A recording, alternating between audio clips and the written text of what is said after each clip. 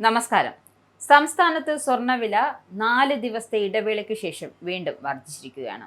American ഡോളറിന്റെ മൂല്യം അല്പം ഇടിഞ്ഞതാണ് ഈ വില മാറ്റത്തിന് കാരണമായി പറയുന്നത്. മാത്രമല്ല, രൂപയുടെ മൂല്യം നേരിയ തോതിൽ ഉയരുകയും ചെയ്തു. ആഗോള വിപണിയിൽ സ്വർണം ഔൺസിന് $4031 പുതിയ വില. ആഗോള വിപണിയിലെ സ്വർണ്ണവില, മുംബൈ വിപണിയിലെ സ്വർണ്ണവില, ഡോളർ രൂപ വിനിമയ നിരക്ക് എന്നീ കാര്യങ്ങൾ ഒത്തുനോക്കിയാണ് കേരളത്തിലെ ജ്വല്ലറി വ്യാപാരികൾ ഓരോ ദിവസവും സ്വർണ്ണവില നിശ്ചയിക്കുന്നത്. ഓഹരി വിപണിയിൽ വരുന്ന മാറ്റങ്ങളും സ്വർണത്തെ സ്വാധീനിക്കുന്നുണ്ട്. വലിയ മാറ്റങ്ങൾ പ്രകടമാണ് എങ്കിൽ കേരളത്തിൽ ഒരു ദിവസം ഒന്നിലധികം തവണ തന്നെ വിലയിൽ വ്യത്യാസം വരും. കേരളത്തിൽ 22 ക്യാരറ്റ് 1 പവൻ സ്വർണത്തിന് 1,52,080 രൂപയാണ്. 1 ഗ്രാമിനാകട്ടെ 70 രൂപ വർദ്ധിച്ച് 13,160 രൂപയായി. അതേസമയം 18 ക്യാരറ്റ് സ്വർണത്തിന് ഗ്രാമിന് 10,810 രൂപയാണ്. പവനാകട്ടെ 86,480 രൂപയാണ് നൽകേണ്ടി വരുന്നത്. അതേസമയം 14 ക്യാരറ്റ് സ്വർണം ഗ്രാമിന് 8,425 രൂപയും 9 ക്യാരറ്റ് സ്വർണം ഗ്രാമിന് 5,435 രൂപയുമാണ് വില.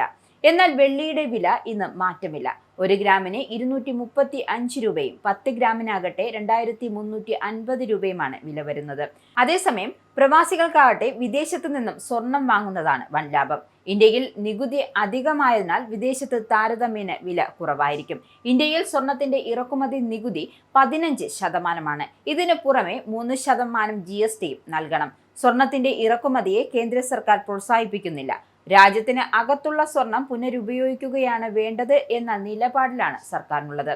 പഴയ സ്വർണം തിരിച്ചെടുക്കുന്നത് ജ്വല്ലറികൾ പ്രോത്സാഹിപ്പിക്കുന്നതും ഈ സാഹചര്യത്തിൽ കൂടിയാണ്. പ്രമുഖ ബ്രാൻഡഡ് ജ്വല്ലറികളെല്ലാം പഴയ സ്വർണം മികച്ച വില നൽകി തിരിച്ചെടുക്കാറുണ്ട്.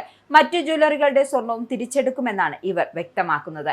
2 മുതൽ 3% വരെ വിപണി വിലയേക്കാൾ തുക കുറഞ്ഞതാവും. എന്തായാലും ഇന്ന് 1 പവൻ ആഭരണം വാങ്ങുന്ന വ്യക്തിക്ക് 1.15 ലക്ഷം രൂപ വരെ ചിലവ് പ്രതീക്ഷിക്കാം. സ്വർണത്തിന്റെ വിലയുടെ 5% പണിക്കൂലി നൽകേണ്ടതായി വരും.